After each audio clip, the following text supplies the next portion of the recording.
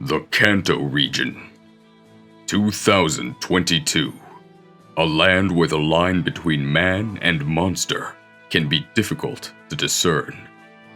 You may remember Kanto from your adventures in Generation 1, and 2, and 3, and 4, and 7, but prepare to experience Kanto as you never have before. Embroiled in the flames of war. This world is inhabited by creatures called Pokemon. For some people, Pokemon are pets. Others use them for fights. Fight or faint. That is the law of the land. From the grasses of Pallet appears a band of scrappy heroes known as the Lawn Brigade. What they lack in strength, they make up for with your guidance, they may yet live to see another sunny day. Do you have what it takes to walk the victory road and claim the title of champion? Your very own Pokemblem legend is about to unfold. Welcome to the wonderful world of Pokemblem. What's Pokemblem? Well, we'll start with a brief review. Do you like Pokemon? Do you like Fire Emblem? If the answer to either of those questions is yes, then you'll love Pokemblem. That's it, that's my review. If that sounds at all appealing to you, download this game right now. So we'll start with literally how to play. I can't tell you how to play, but there's a link in the description that'll walk you through the entire process. Don't worry, it's not Team Rocket Science. You could be playing the game within about 5 minutes of starting to try downloading it. It's gonna be great. Pokemblem was created by one guy named Vesly. He's actually in the chat with me right now, so this is an official video, endorsed by the creator. So everything I say is 100% correct at the time of recording. Let me assuage your fears right now, that's a college word.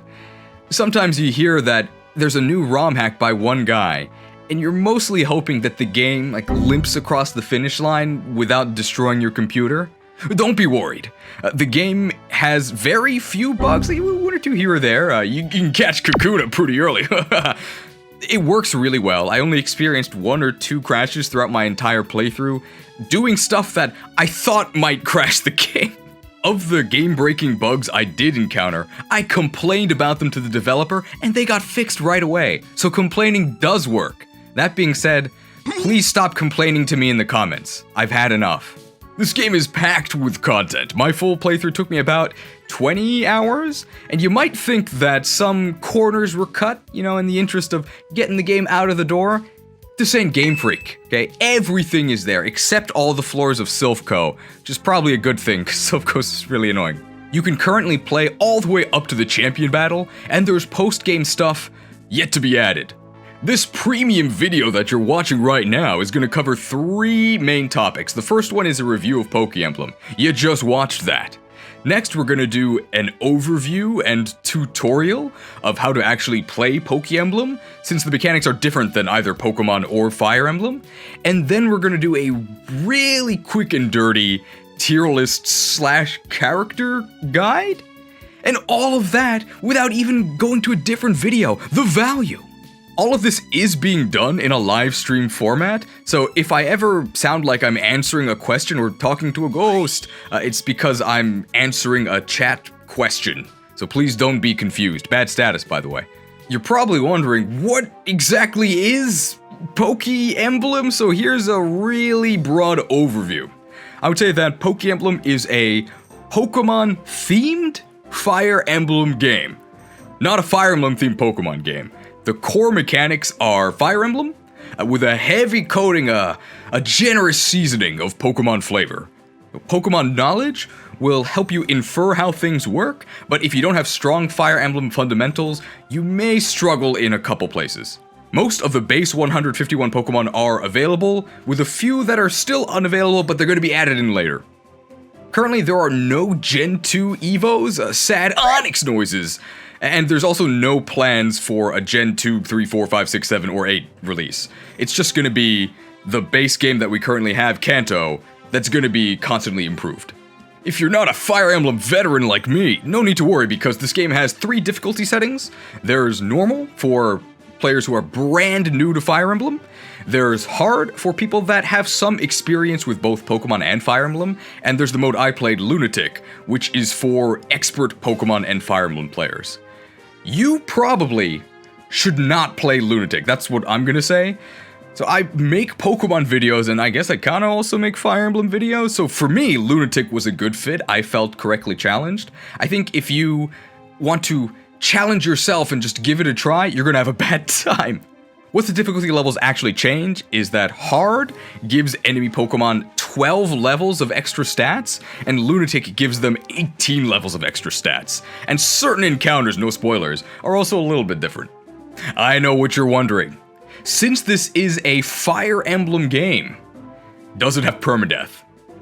It did, and the developer took it out because it doesn't work. So this game does not have permadeath. There are no plans to add permadeath, and most importantly, the game is not balanced around permadeath. So you can do a self-enforced Nuzlocke at your own risk, just don't complain to Vesly about it, okay? Although there's no permanent death, dying still feels kinda punishing. Healing is very cheap and plentiful. You can easily go into every single encounter at full health, but revivals outside of Pokemon centers are very rare. There's actually save points throughout certain longer routes, which allow you to, are you ready? Save the game. But they also heal your entire team. But they don't revive. I actually asked the developer, hey, can you make these save points revive you? And he literally told me to play better. And you know what, he wasn't wrong. So, Charizard, although it's a fire type, not actually immune to burn. It really hurt. Now you should see 2 Charizards on screen. And the very first thing we're going to do regarding gameplay is take your order. We're going to talk about menus. Because I know that actually accessing all of the relevant menus can be a little bit daunting, a good skill by the way, if you haven't played a Fire Emblem game before. So how do you open the main menu? All you have to do is go to a space that's not occupied by one of your Pokemon. So let's go to this road tile and press A. Oh, now we got a menu. From here you can access your Pokedex. It's just, you know what a Pokedex does. You can go to the unit screen. This will show you all of your current deployed units. You can have up to 6, because this is a Pokemon game. Status, this is the first time I'm opening this menu. I don't think you need to look at it. Configuration here, if you press this. It's your options menu. Here's quick save. So quick save, if you set it to auto, is going to automatically save at the beginning of your turn. And this just prevents you from losing a ton of progress if your team gets wiped out. I just set it to manual. Danger Zone is going to show you the attack ranges of enemies. You can set this to auto or manual. I think auto is better. Just keep in mind that it won't actually display ranges unless you're close to the enemy. Game speed fast. It just affects how quickly they traverse the map, like the animation of them moving. Text speed, set it to what you want, but I mean, probably fast, right? And the rest of this is all just very minor subjective stuff. A big reason to turn quick save off is that if you get auto-saved at the beginning of a really bad turn, you're gonna be in trouble. That's why I think you should probably turn to manual. And this option here to fly, it's just the HM fly. You won't have this at the beginning of the game, but once you progress the story enough, you'll be able to fly to any location that you've been to before. And the quick save option here, if you've played a Fire Emblem game before, this is actually suspend. And if you've played Magic, it's also suspend, I guess. What suspend does is it allows you to just take a little break without having to go all the way back to a Pokemon Center. But it's not a permanent save, so when you reload the game, the suspend is cleared. And end here, it doesn't end the game, but it does end your turn. We are in a town, so ending doesn't really do anything, but I'll show you what it does once we're out in the field. If you press A on one of your Pokemon, you'll get a different menu. So first you'll get the prompt to move. You'll notice that Rhydon here's got legs and he can run across the entirety of Kanto. So not his normal movement range. In towns your movement is boosted just to help you get around. But if you press A again, boop, you can now see all of your actions. So we could look at item. These are all of our held items. Call I'll explain later, but it's really important. Trade allows you to trade items with an adjacent Pokemon. Supply, all of your Pokemon can access this. And this is your supply of items. You can go ahead and take any of your items or deposit them into the supply as well. And any Pokemon can do this at any time. It's really convenient. Might actually be too convenient, might get nerfed. Don't tell the developer. Although he's listening right now. You might notice there's arrows pointing to the right here. That's telling you to press right on your controller. Here you can see your moves. We'll talk more about this later. I guess items on here twice. And also here is the release command. So in order to release a Pokemon, you don't do it from the Pokemon Center, you do it from the overworld. And then if you accidentally hit release, there is a prompt here that will ask you if you're sure, and it starts on no. No. Better keep them. This is some serious attention to detail. I'm positively impressed. Yeah, there's a reason why I'm obsessed with this game. It's really good. Stream is not sponsored, by the way. I just really like this game. If you're a Pokemon or Fire Emblem fan, I know what you want to see. You want to see some numbers? Well, here you go. Just get the cursor over one of your Pokemon and then press R. Look at this. So these stats are Fire Emblem stats, but they're based on the stats of the Pokemon from the main game. I'm just going to very briefly explain what each of them do. So actually, if you press R again here, you'll get additional information. So up here is Strength. This increases the amount of damage you deal with physical attacks. We have Magic. Exact same as Strength, but for Magic, so that's going to be special attacks in this game. Defense reduces damage you take from physical hits. Resistance reduces damage you take from special hits. Constitution is your Pokemon's size. This affects the rescue mechanic, which I'll explain later. Your movement is how far your Pokemon can move in a turn. This juicy plus 11 is because we're in a town. Normally Charizard can move up to 8 tiles at once, which is the highest in the game, by the way. Good Pokemon. Speed affects your chance to dodge enemy attacks, and it also affects whether or not you can double attack the enemy. If there is a 10 speed difference between Pokemon, then the 10 speed faster Pokemon will double attack the enemy. And how the turn order works is you attack, they counter, and then you attack again. So you don't attack consecutively. Be careful about that. Skill increases your chance to hit, also increases your crit chance. You might see a crit in this game. Crits deal 1.5% damage, so it's like a modern Pokemon crit, not a 3x Fire Emblem crit. I'll be honest, I don't know what luck does. My document tells me it affects hit, dodge, and grants crit avoid ? So it very slightly increases your chance to hit, very slightly increases your chance to dodge, and makes you less likely to be crit. Cond is short for condition, and this will show what status you've been afflicted with if you have been afflicted with one. So they're the statuses you know and love for the most part. Burn does damage and reduces your strength. Paralysis cuts your speed. You might lose your turn. It also used to heal you, but that's been fixed because this is a constantly evolving game. Confusion has been replaced by Berserk. You actually lose control of your character, and it'll attack random things near it. Might include your own teammates. Very exciting here. Poison, in addition to dealing damage, also reduces both of your defensive stats by 25%. The utility. And finally, we have skills. Pokemon cannot learn skills naturally. You have to use a skill scroll on them. These offer very minor boosts. You don't have to worry about these too much, but they can be fun for a bit of min-maxing. Hopping over to Gyarados here for a moment. You've probably noticed that all of these stats have bars that are filling up. So those refer to what are called stat caps. It's determined by species. So each species can only have a maximum of a certain stat. You'll notice that Gyarados is glowing green for strength. The 55 is sort of flashing green. That means it is at the stat cap. You cannot gain any more strength on Gyarados. Do note that caps have to do with base stats, so you can still exceed 55 strength either by equipping items or by using stat boosting moves like Swords Dance. Now each Pokemon, depending on their species, has different growths in each stat, and your growth is your chance for that stat to increase when you level up. How do you see those growths? Well, once you're on this screen, just press select. Look at these beautiful numbers. So you can see here, strength 50, magic 60, defense 40, res 50, HP 85, speed 65, skill 65, luck 30. That is the percentage chance that each of these stats will increase when you level up. If you're familiar with Fire Emblem games, these probably look pretty good to you.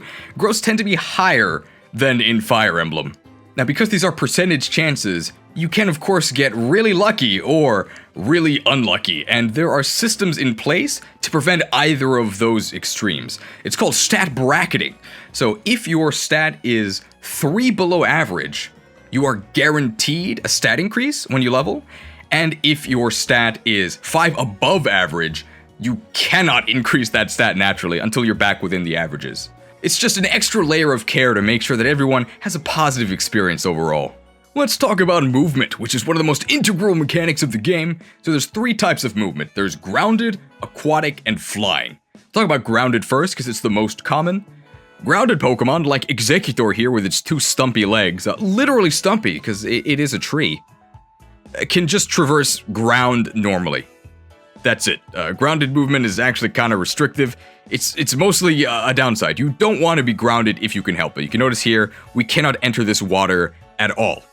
However, I guess the advantage of grounded Pokemon is that you can take advantage of terrain bonuses, which are a big thing in the main Fire Emblem games, not so much in this game. You'll notice if you look at the bottom right, you'll see grass says defense 1, avoid 20. So you'll gain 1 defense and 20 avoid if you're in the grass. We'll talk more about combat later, but terrain doesn't matter in this game. Gyarados here was actually just patched to have flying movement, but pretend for a moment that it's aquatic. So aquatic Pokemon can traverse all the same areas as grounded Pokemon, except, you ready? They can also cross the water. Look at this. And aquatic Pokemon also ignore ice mechanics. So there's some floors in the game that are slippery. You're going to be slipping and sliding unless you have aquatic movement, which lets you just ignore that. It's very convenient. There's also a lot of water routes later, and Vesly was kind enough to add sandbars so that grounded Pokemon can still participate, but rather than having to account for limited grounded movement, just use a bunch of aquatic Pokemon, or even better. You can use flying Pokemon, so people call Fire Emblem Flyer Emblem for a reason, because flyers are always really good. Flying movement is definitely the best type of movement in the game, and it just lets you go pretty much anywhere that's not, like, story-gated. So, for example, we can't fly over this fence because then you'd be able to skip Nugget Bridge, but we can go ahead and cross the water no problem. And more importantly, look at this! There's a ledge? No match for my wings. Boom. Can fly right over ledges. You should always have at least 1 flying Pokemon on your team, but you may as well have 1, 2, 3, 4. It's a good idea. Flying Pokemon cannot take advantage of terrain bonuses, but because terrain bonuses are so minor in this game, you don't have to worry about that. Fire Emblem! Your movement type is usually tied to your actual type, but not always. So for example, Dratini and Dragonair, they're not water-type Pokemon, but they do actually have aquatic movement. And although abilities aren't in this game, so Gengar can still be hit by ground attacks, it does actually functionally have Levitate, because it does have flying movement, allowing it to cross this ledge. Most Pokemon in the game have 6 movement. I think Metapod has 5. Most evolved Pokemon have 7 movement. And certain Pokemon that are a bit lighter on their feet, like Charizard, have the max of 8. Something you might be wondering is, how do you actually get around these massive maps without it feeling like a slog? And the solution that Vesly came up with, which I think is brilliant, is this option here, called Call. And if you hit Call, all Pokemon that have not yet acted or have their movement available, boop, zoom right to your position. So this way, if you have 1 high movement Pokemon, you can sort of use it as a taxi to bring everyone to your location. It's a really great feature. I think without Call, this game would actually be really, really annoying to play. But it goes a long way towards making movement feel like a mechanic and not just a chore. Another nice thing is shortcuts. You can see this signboard. I wonder what it says. If you examine it, your knowledge of this area allows for fast travel. Wow, yeah, so these signboards, don't ignore them. They're actually your fast travel waypoints. The one at the start of the route usually does nothing, but once you read the sign at the far end of the route, boop, you'll be able to zip right between them. If you're the type of player to be interested in this game, you might want to know how types work. So the type chart itself is the exact same from the mainline games. It's the same type chart you know and love, minus Fairy. Fairy is not in the game at all, so Jigglypuff and Clefairy in shambles. Back to being a terrible normal type. Steel is in the game, but it's only on Magnemite and Magneton. So I'm sure that was a Magneton of fun to program just for those 2. And there are no Dark-type Pokemon, but Bite is still in the game, and so is Dark Pulse. There are Dark moves, but no actual Dark-type Pokemon. Although the type matchups are all the same, the exact mechanics of Stab and Super Effectiveness and Not Very Effectiveness are a bit different than what you might be used to. I think one of the coolest things about this game is how it actually goes out of its way to buff monotypes, which is something I really think should apply to the mainline games. So all monotypes in this game effectively get what is adaptability, in that their stab moves get a 2x multiplier instead of 1.5. Yeah, I'm just kidding. Monotypes suck! Yeah, as usual, dual types are just way better. In fact, with the mechanics of this game, they're comparatively even better. Stab or same type attack bonus is in this game, but at the moment, it's very weak. So in the mainline game, Stab multiplies the damage of moves that share your type by 1.5. In this game, the Stab multiplier only affects the might or power of the move. So if you see here when we look at Hurricane, it says power 12. Because of Stab and us being a flying type, when we use Hurricane, it's effectively power 18. The base power of your moves doesn't matter that much. You'll notice here that we're using Mud Shot, which is power 4, and it's still going to destroy some stuff, so you don't have to worry too much about that. Because Super Effectiveness is really strong. It is not a swindle in this game. You'll notice here that we're in a hopeless battle. We're against 4 powerful Onixes, so we don't stand a chance, but we'll make a brave last stand as we try to explain type effectiveness. So we're going to use our Rhydon, definitely the worst rock round in the game, to try and fight one of these behemoths. We'll start by trying to use Rock Slide, so you'll notice here that we have a little down arrow next to our attack, indicating that we're at a type disadvantage. When you're at a type disadvantage, you deal half damage, and also your hit chance takes a massive penalty. We still have 100 hit, but that's because we're really, really high level. Normally, you're going to be looking at a much lower level if you try to use a not very effective move. You'll also notice that the enemy is dealing 18 damage to us in return. Keep that in mind, because we are actually going to switch to a super effective move here, Earthquake. Now you'll notice that, as you might expect, we do way more damage. So a super effective move will deal double damage to the opponent, but you'll also notice that even though the opponent is using the same move, instead of 18, they're actually dealing 11. If you have a super effective offensive matchup against the opponent, it actually reduces the amount of damage they do to you. Keep that in mind. And you'll also gain a massive accuracy boost when you have a super effective advantage. We were at 100 both times, but if you use a super effective move, you are almost guaranteed to hit. And one thing about this game that I really, really like, but it's also a little unintuitive, is that moves actually cannot miss. If a move would miss, it'll instead deal half damage. So to try and drill that, we got a horn, to try and drill that into your head throughout this tutorial, anytime I say miss, I'm instead going to say glancing blow.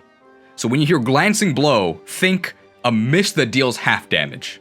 There are no quadruple weaknesses or resistances, so if we use Gyarados here to use a quadruple effective waterfall, we'll deal 46 damage, whereas a double effective earthquake deals 38 damage, so comparable. Let's talk about why dual types are so overpowered. 2 main reasons, and neither of them is stab, asterisk.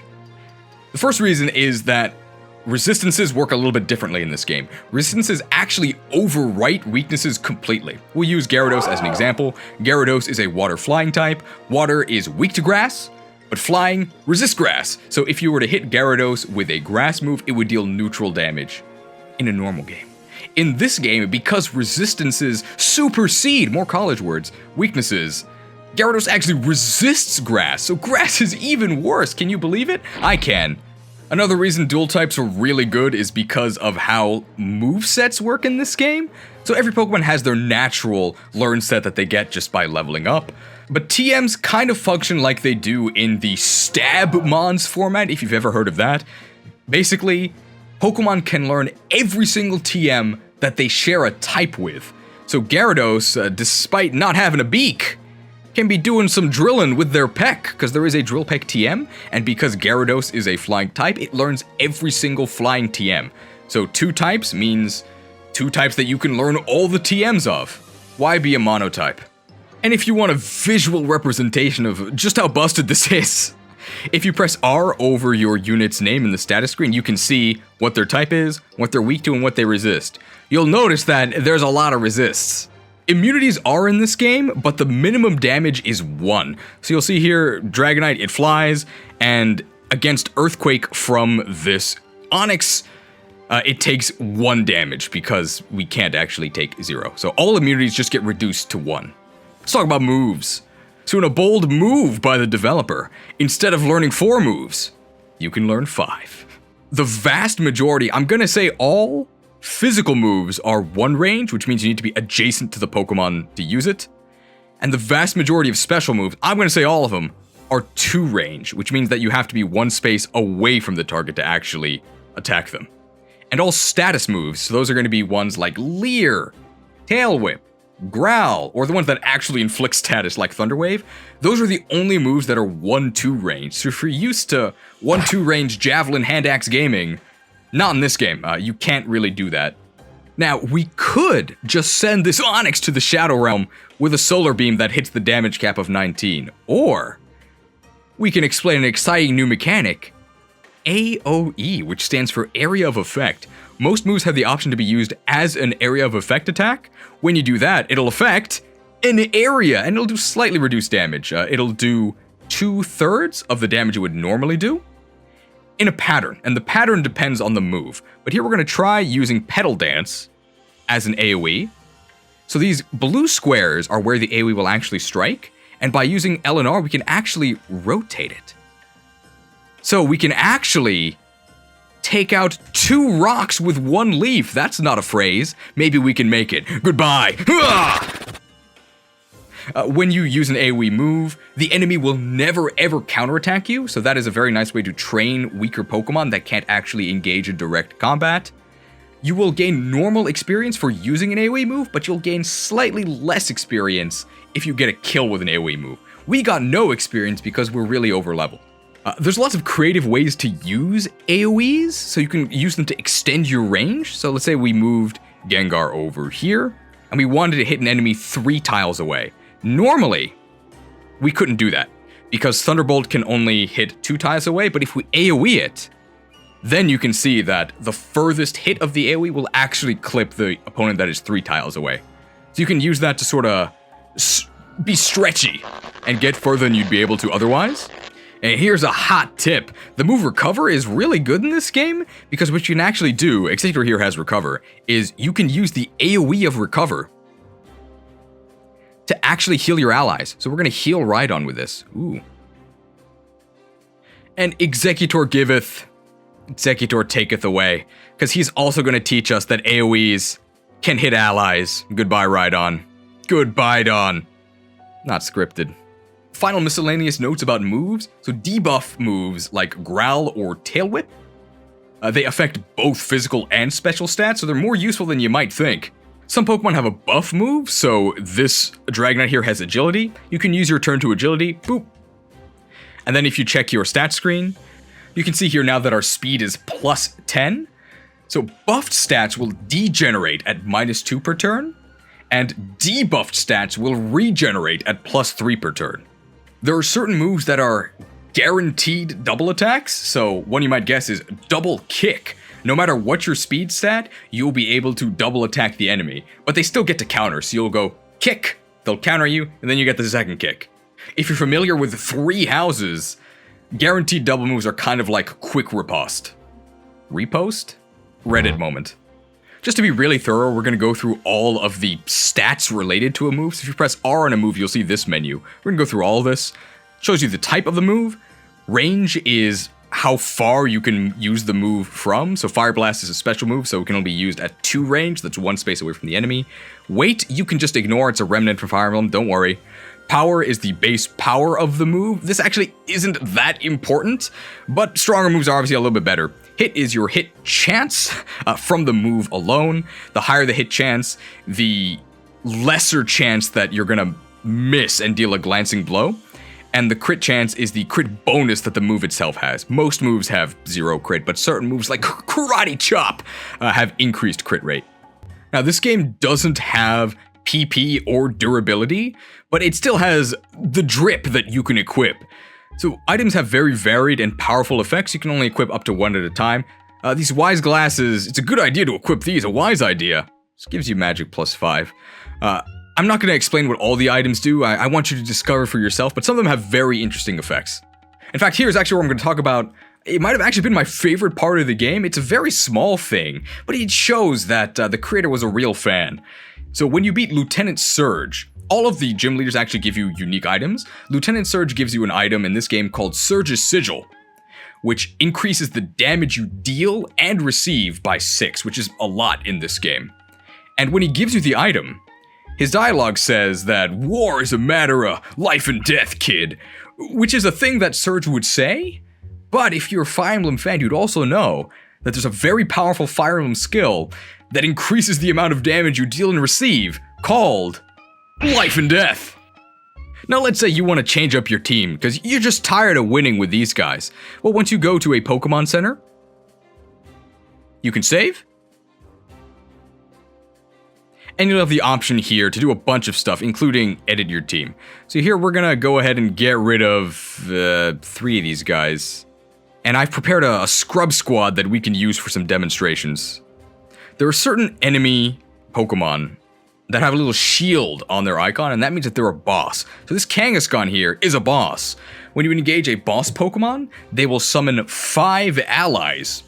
It's kind of like a totem Pokemon, and you can't actually damage the main Pokemon until you've defeated all of their minions. Now these minions are very special because they actually have a hidden stat bonus, kind of like hard mode bonuses, which means that these are some of the strongest Pokemon to catch. So we're going to go ahead and take advantage of that to explain catching. Look at this Venonat. I'm sure you want one, right? It's very cute. Currently in the game, you can only capture at 1 range, but there's a poll on Vesly's Discord, look at the description, that says that 2 range catching will be available. So all you have to do to catch a Pokemon is, at the moment, move up to it at 1 range, select the capture command, and then kill it, which we're gonna do. Goodbye, Venonat. If you have fewer than 6 Pokemon on your team, we only have 5, we did that on purpose, the Pokemon you catch will instantly join your team. So we've just mind-controlled Venonat. It is on our team right now. We got Night Days. Zoroark? Maybe this isn't a Venonat at all. Now, we currently cannot attack Kangaskhan, but here's something you can do in this game that's very easy. You can just retreat. So if you manage to make it to the edge of an area where the arrows are, I say that we can just retreat. I messed up. We can't. Oh, no. If you manage to make it to the edge of an area, once you hit wherever the flashing the arrows are, you can wait. And then you'll go to the next area, and all of your Pokemon will accompany you. Except for the ones that died, because I messed up. Live content, don't worry. What about evolution? Well, you're about to find out. So our boy, Pidgeotto here, just hit level 36, which means I think it's time to become a big bird. You'll notice here that our growths, pay attention I guess in particular to the magic growth, it's currently 50. If a Pokemon has a level evolution and they're at the requisite level, from their menu, you can see this glowing green one that says evolve. Whoa! And dig is there on the screen because there's a small visual bug where it shows the last move used. Don't worry about that. Now we're a Pidgeot. When you evolve, you get a stat bonus. Look at this, just like a Fire Emblem promotion, big numbers going up. And perhaps most excitingly, okay, our magic growth didn't change, but I'm sure some of our other growths did. Evolving does actually improve your growths. It can actually reduce them in some cases. For example, Poliwag gets slower, but overwhelmingly, your growths will just go up. So there is no downside to evolving in this game. You simply get a stat boost, and your growths go up. You also don't learn moves any later, so if you can evolve, you should evolve as soon as you can. I think that's a fair statement. Something I'm sure you're wondering, because it gets asked like 8 times a day on Vesly's Discord, how do you evolve trade Pokemon? You actually evolve in the same way that you evolve stone Pokemon in this game. You just need a new item, the Link Stone. So here we've got our Link Stone here. It even tells you for Kadabra, Machoke, Haunter, and Graveler. We've got a Machoke. I'm sure our attack stat will increase, right? So we have 65 strength growth. Let's see how much we gain from getting 2 extra arms. Let's linking. Bro, +7 attack! Oh! And our attack growth is now 95. Something I never mentioned earlier, by the way, is that trainer Pokemon have growths that are 10 points higher in all stats than wild Pokemon. So catching a Pokemon will increase its growths. In real time, it's been about 2 hours. How about I actually show you how to do a battle? I think that's a good idea. So how you initiate a battle is, you can see here this trainer, if you mouse over them and press A. This blue is where they can move to, and this red is their aggro range. So if you're anywhere in the red, what they're gonna do is they're gonna move towards you and try to attack you. So we're gonna try that. Oh no, I messed up. I didn't mean to put Pidgeot there. How can I fix this? Let's explain the rescue mechanic. So if you have a big Pokemon like Gyarados, 25 con, super beefy, what you can do is move next to a smaller Pokemon, and you'll have the command, rescue. When you rescue a Pokemon, boop, you remove them from the field, and they're totally safe. However, the Pokemon that has done the rescuing suffers a stat penalty to their speed and skill. And I guess also their magic and defense, I didn't notice that. And the penalty goes away as soon as you drop the Pokemon. Let's engage the enemy for real this time. So typically how I initiate a trainer battle is I'll look at the trainer's aggro range. I'll stop right outside the aggro range, because as long as you're not in aggro range of a trainer, you can move as many times as you want. Look at this, we're doing some sprints. However, the moment you actually end your movement command within an aggro range, you cannot refresh your turn. So what we actually do is, Pidgeot has 8 move, which is the highest in the game. So we're gonna move nice and close, and then we're actually gonna call everyone to our position. Now you can see Pidgeot cannot move again, but our other Pokemon can. So we're just gonna go ahead and spread them out a little bit to anticipate the enemy trainer's Pokemon. This is probably good. Now what happens is, when you end the turn, it'll go to the enemy phase, the trainer will move towards you, and then they're gonna send out their Pokemon and reposition them, and then it's ready to start the battle. So we're gonna end here. Clear the way or I'll run you down. Now normally they're not nice and give you an option here, but I already beat this trainer, so that's why I can decline. Normally, the first time you see a trainer, you can't decline, you have to fight them. We're fighting them here for science. So you can see he sends out his Pokemon.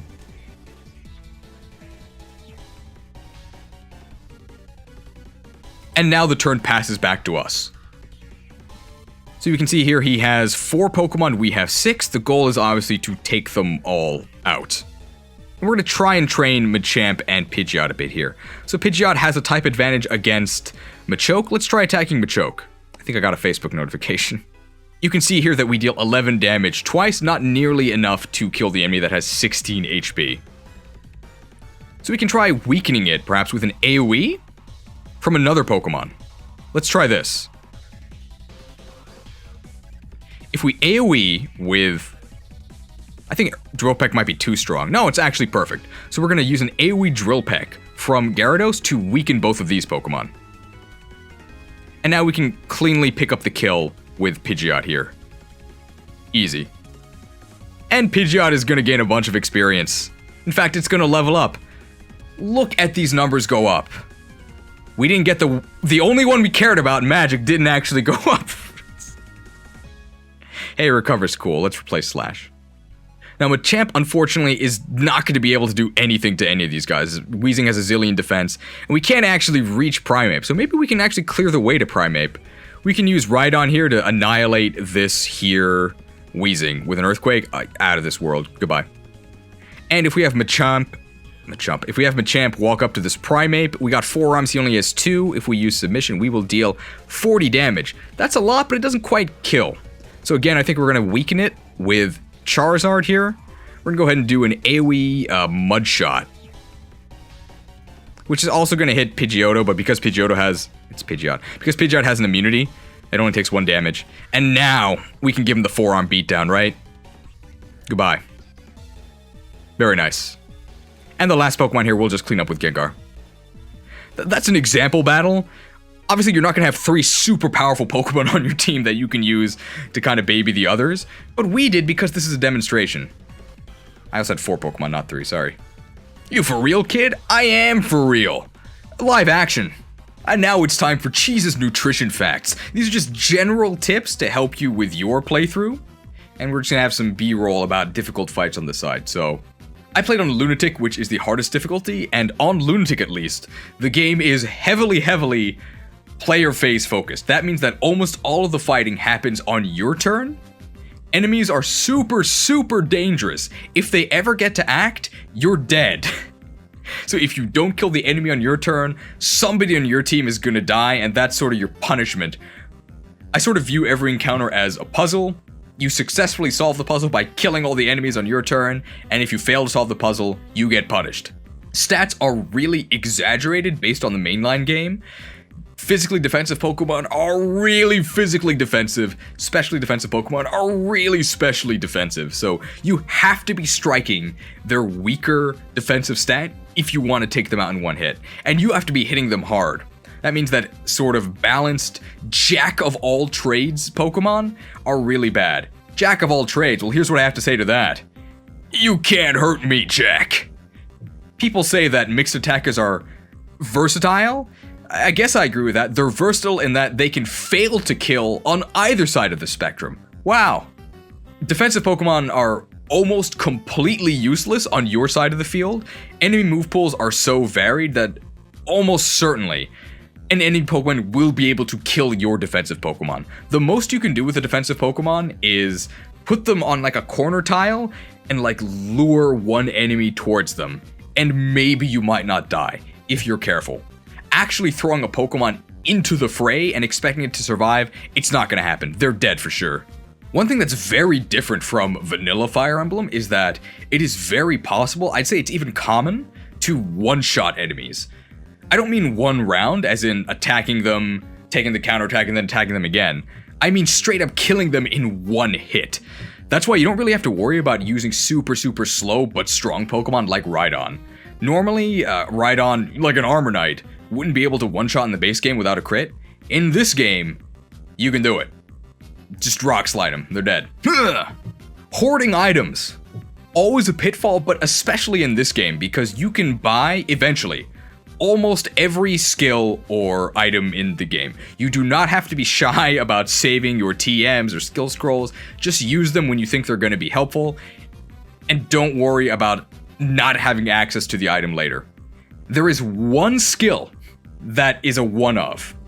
It's really powerful. I'm not going to spoil which one, but you're going to know which one it is. Be careful with that one, that's about it.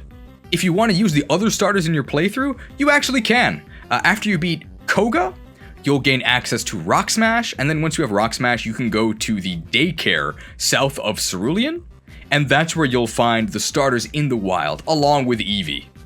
Sometimes during your adventure, you'll encounter environmental objects with health bars. You can see this mountain here has a health bar. As turns pass, these objects, it could be caves, it could be patches of grass, it could be puddles of water, their health bar will fill up, and once that health bar is full, it's going to spawn an enemy wild Pokemon. Sometimes it's actually good because this allows you to find certain Pokemon you wouldn't be able to otherwise, but if you don't want to deal with it, just blast them. You can destroy these, and then they will stop spawning Pokemon while you're on the route. They'll regenerate if you return to the route later. Now, if you're a Fire Emblem veteran, I'm sure there's been a question niggling at the back of your mind this entire time. Does this game have ambush spawns? It does. There's only one trainer that will ambush spawn you. An ambush spawn is when they send out their Pokemon and attack you, or act, before you get a chance to react. There's only one trainer that does it. You'll know who it is. It's not that bad, don't worry. Giovanni actually used to ambush spawn you, which was, for me, the only feels bad moment of the run, but that's been changed. He won't do that anymore.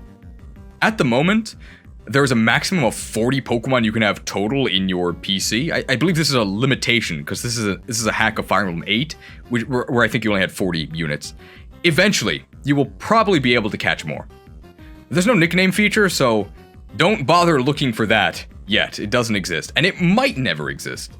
Now, you might think you're being a tactical genius by surrounding an enemy trainer and keeping them from moving away so that you can get an advantageous surround on their Pokemon.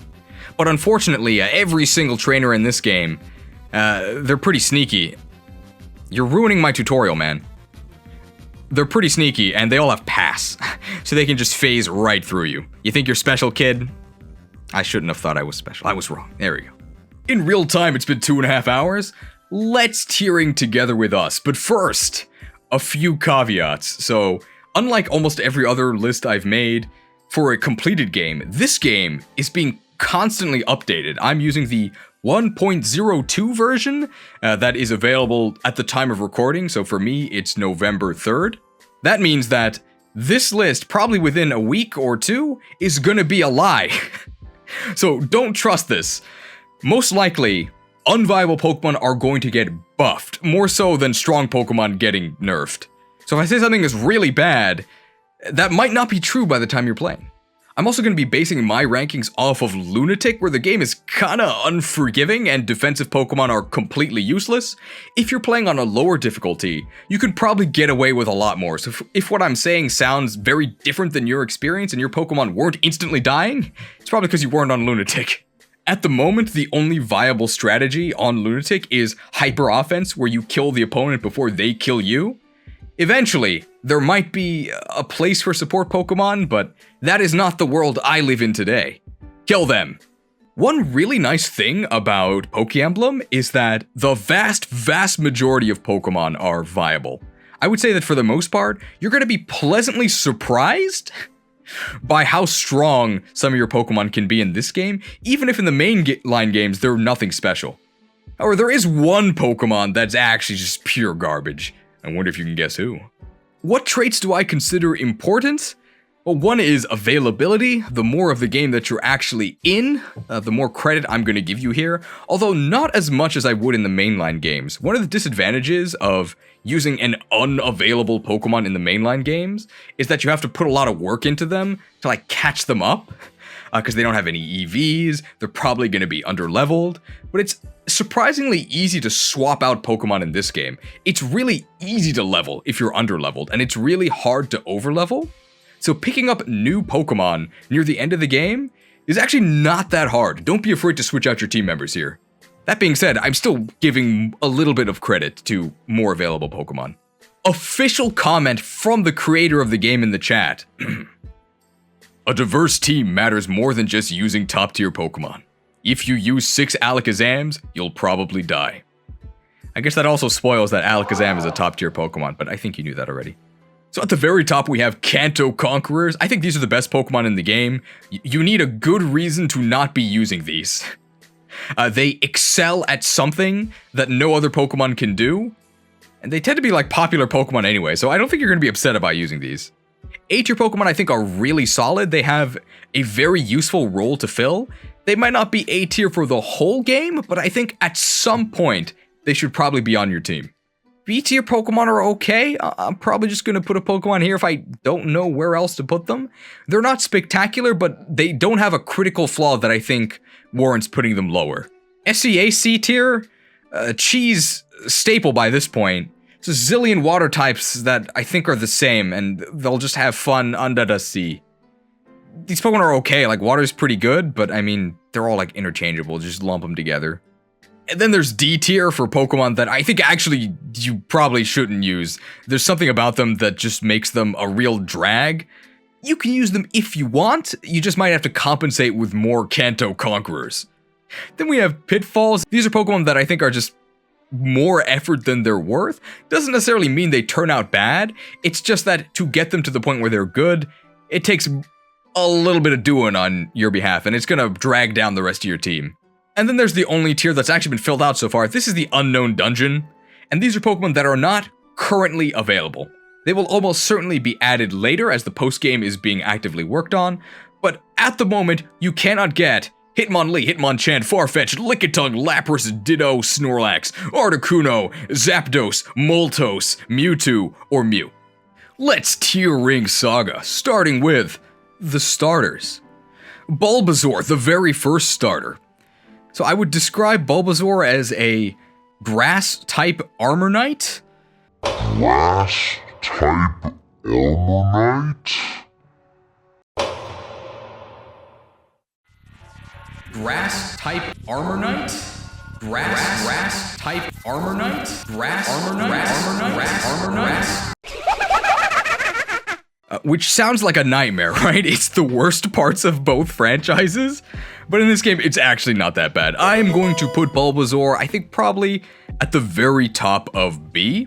So Bulbasaur, although it has like okay speed in the mainline game, it has enough speed to go first in the mainline games. In this game, it is slow. You're gonna get doubled by everything, but that's actually okay, because you're also strong enough that you can just one-shot the enemy if you manage to hit a weakness. We're gonna talk about Oddish at the same time, because they're basically the same. The only difference is that you can start with Bulbasaur, that I guess makes it a bit better. But if you start with Bulbasaur, you're not starting with the other two, which also makes it a little bit worse. Stat-wise, these two are almost identical. One of the main differences is that their evolution methods are of course different. You get Venusaur at level 32, but you can get Vileplume as soon as you can get a Leaf Stone. And the route in this game is a little bit different. Once you get to Lavender Town, you're forced to go south towards Fuchsia, instead of just going to Celadon. But along that route to Fuchsia, you can find a Leaf Stone. So you'll probably reach Vileplume before you reach level 32 for Venusaur. They're basically the same Pokemon. What's not the same Pokemon is Bellsprout. So Bellsprout basically trades a specialization in special attack for slightly more speed, still not enough to double anything, and slightly more attack, not enough to kill everything. So, you can't hurt me, Jack. Mixed attacker's bad. Final note for these grass guys, offense is super duper important in this game, and grass poison doesn't cut it. But at least in Victory Road, there's a ton of specially weak rock and ground types that you can nail. It's not useless. There's better grass types out there. One special thing that all the starters have, so Bulbasaur, Charmander, and Squirtle, is they have a special move called Guard. You can select that, and then it'll just increase your defenses for a turn and help you lure enemies. On Lunatic, you're probably still gonna die, but maybe more useful in the lower difficulties. It's especially useful early game. Apparently Guard also heals you for 4 HP. Better than the guards to Saffron City, those guys don't do anything. Charmander line. Not biased, by the way. Kanto Conquerors.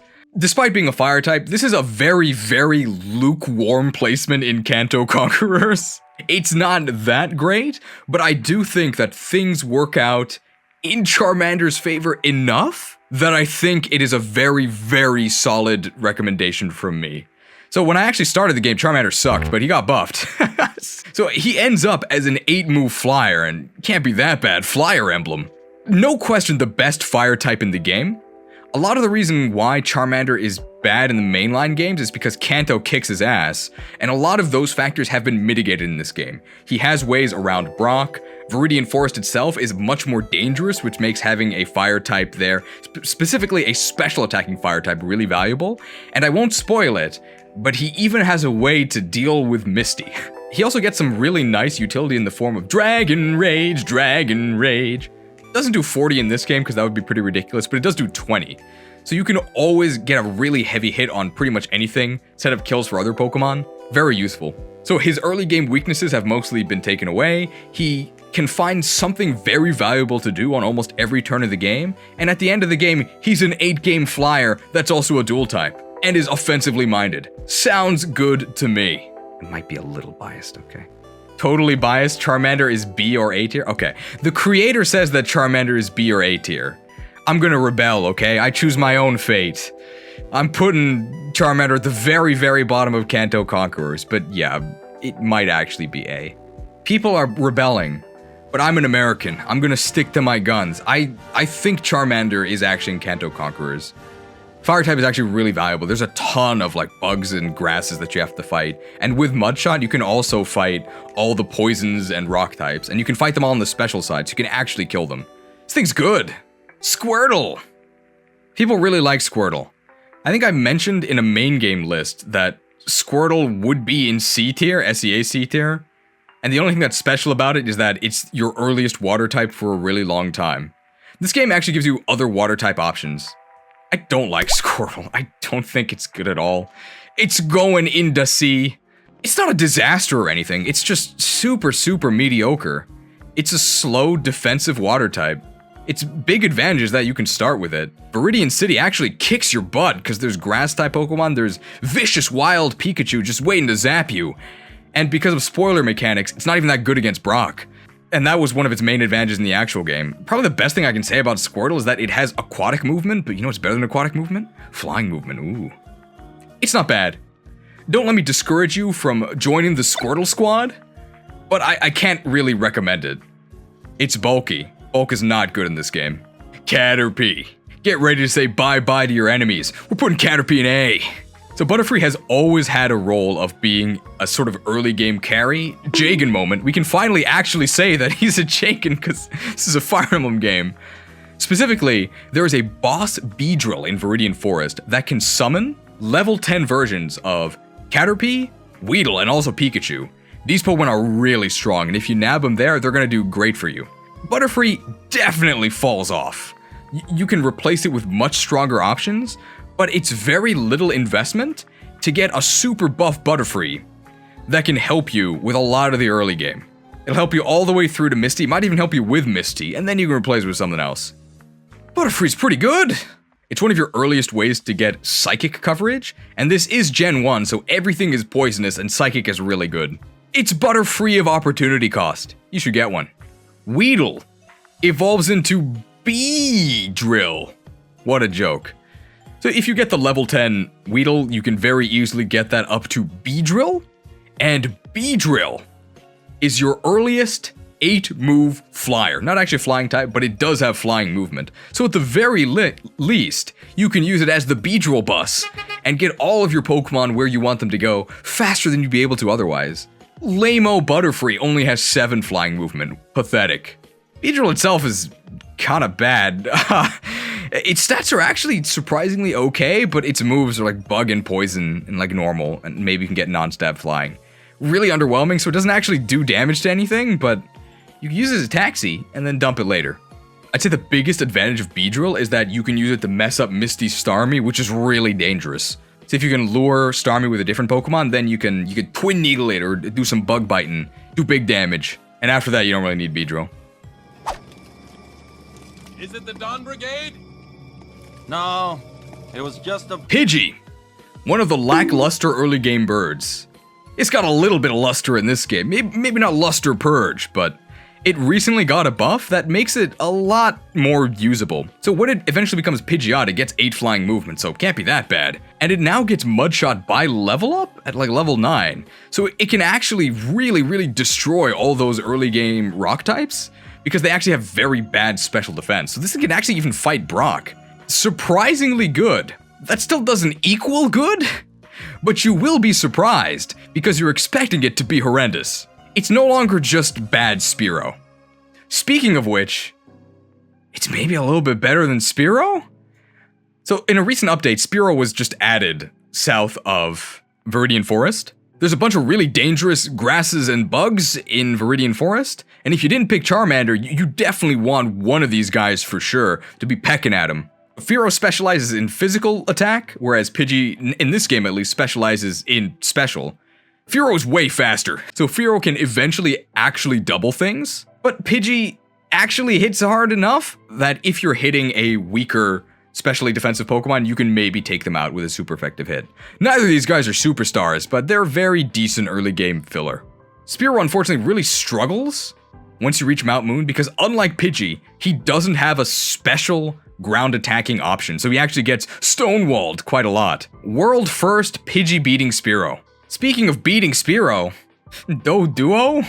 I love this shuffle sprite, by the way. No flying?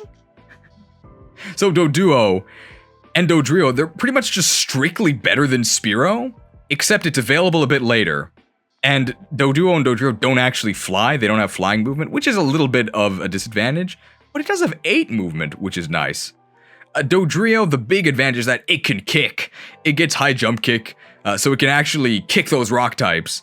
But it's not going to do that much damage because rock types tend to have insane defenses. It's mostly for the coverage against normals. I think it still ends up being better than the Spearow line, despite not actually flying. It just has better stats and better moves. Hot tips from the developer.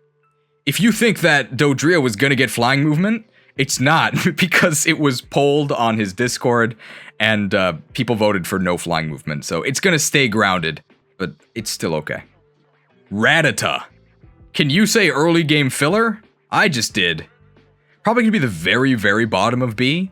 If you don't have 6 Pokemon, I guess you can use Rattata. It's kind of like a tail whip bot. Okay, the creator just said the rat goes in D. Okay, it's like a tail whip bot. It can't really fight at all. This should be the first Pokemon you replace. It is really fast, so it'll probably double attack. And then what? It actually gets the move Quick Attack, and how Quick Attack works in this game is it has what Fire Emblem fans know as Vantage. So if the enemy attacks you, but you have Quick Attack equipped, you'll actually hit them, and probably not kill them, before they hit you, where you'll probably die. It's not very strong. It also really struggles to contribute against Brock. You can hit his, like, Diglett, I guess. Again, D tier in this game isn't a death sentence, but I think it is going to be our first member of D. Speaking of D, we might be going double D. Ekans. Sucks. Mono poison, bad stats, bad moves. Is there another way to say that? Horrible stats, horrible typing, horrible moves. Why would you use this thing? I guess if you like Ekans.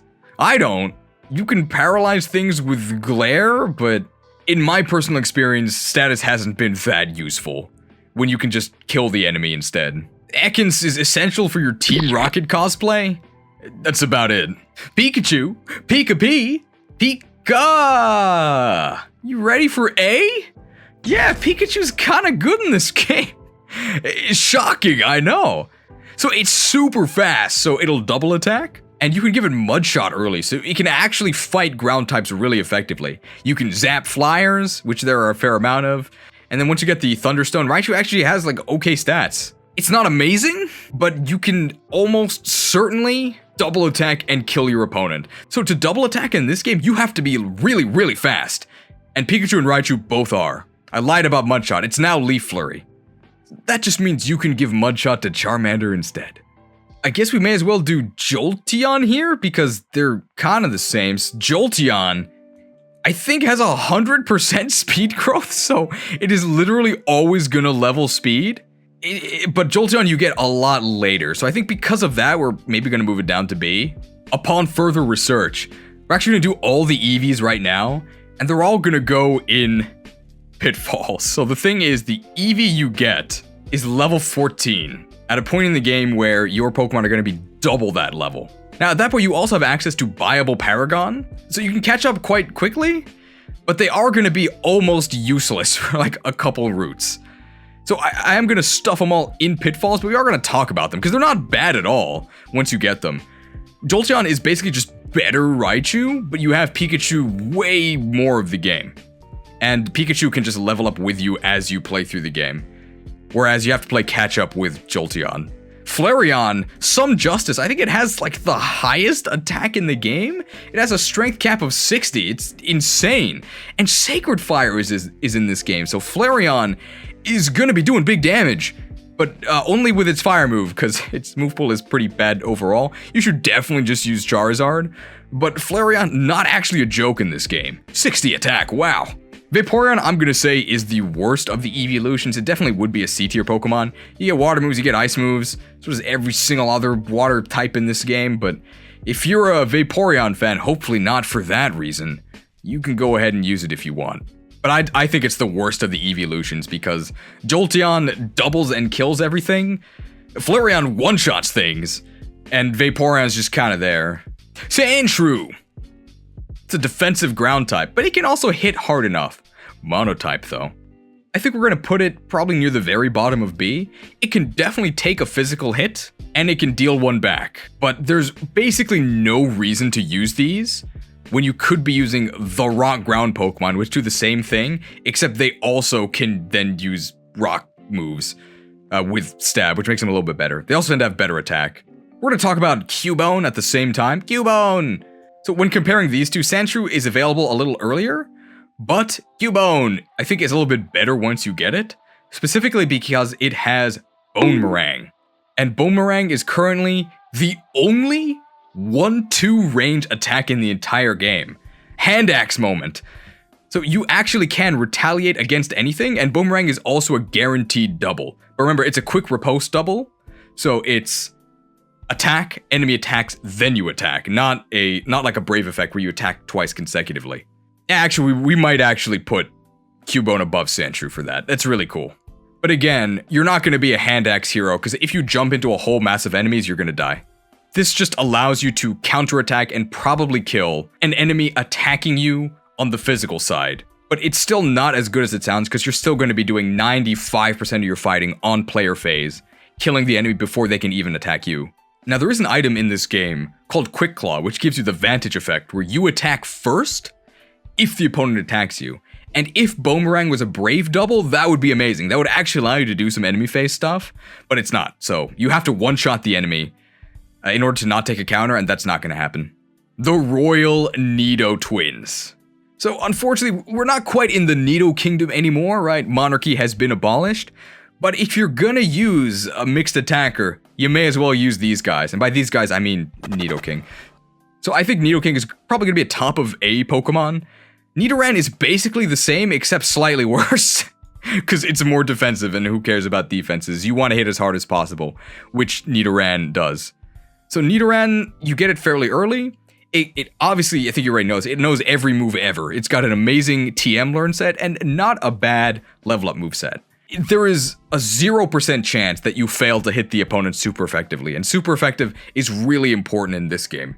You can also get a boss minion, Nidoran or Nidorino, from a boss Kadabra outside of Diglett Cave. One unfortunate thing that kind of nerfs these guys compared to the mainline games, the reason why Nidoking is the king of Gen 1 is because you can get a Moonstone in Mount Moon, evolve super early, and then just steal the rest of the XP and destroy the rest of the game. You can't quite do that in this game because you can't over-level due to the level caps, and also because the Moonstone is later. You need Cut to get the Moonstone, so you can't actually reach Nidoking until after the SSN. That's still going to be earlier than most other final evolutions, but it's not as much domination as we've come to expect from Nidoking.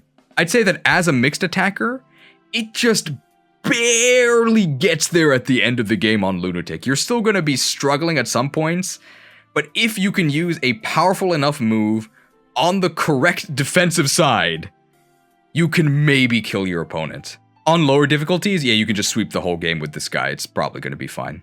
Upon further research, it truly is a kingdom. The queen going down. Relevant comment.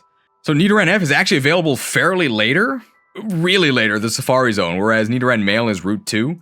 More advantages for the king. He's got big pecs. He gets Peck, which you can use to get through the forest. F's for Nidoran F.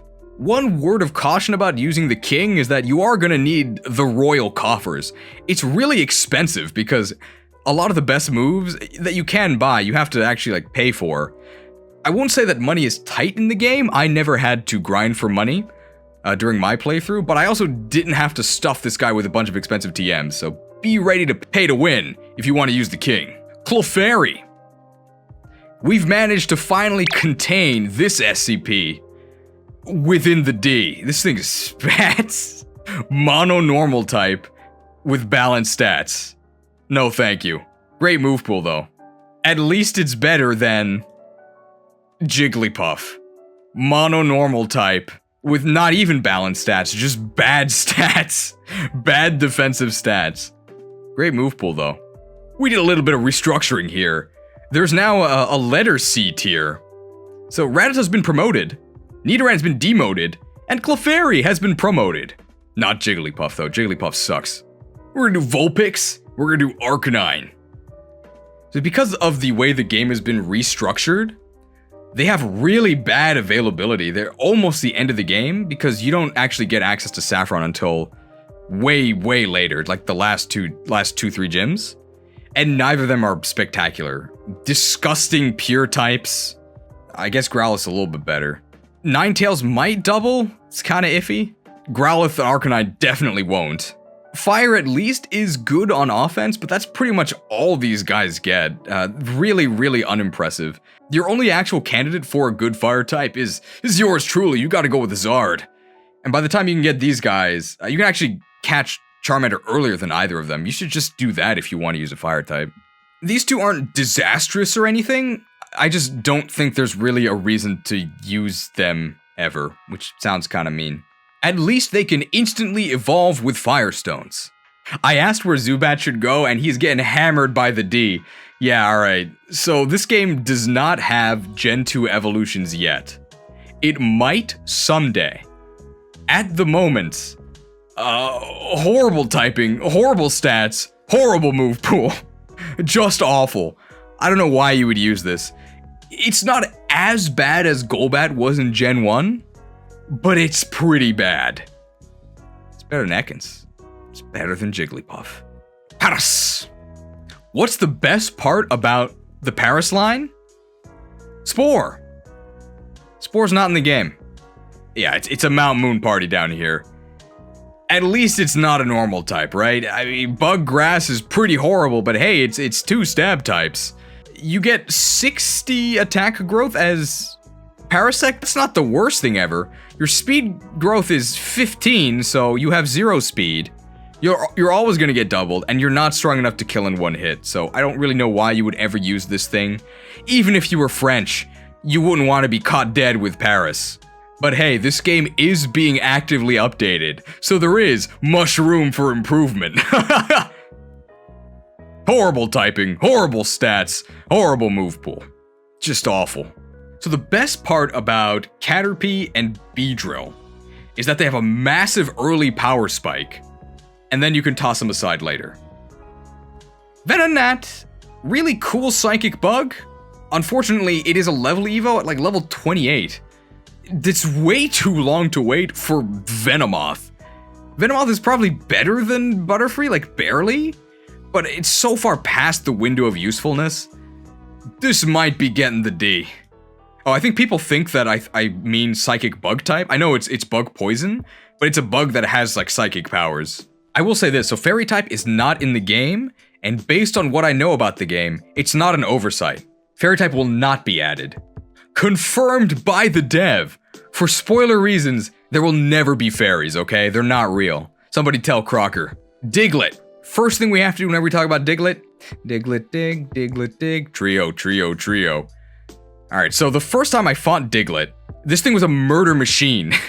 It was insanely strong, and I thought it was intentional, because you first meet it in a fight against Brock, and Onix is in this game, not very threatening, and then Diglett absolutely annihilated me.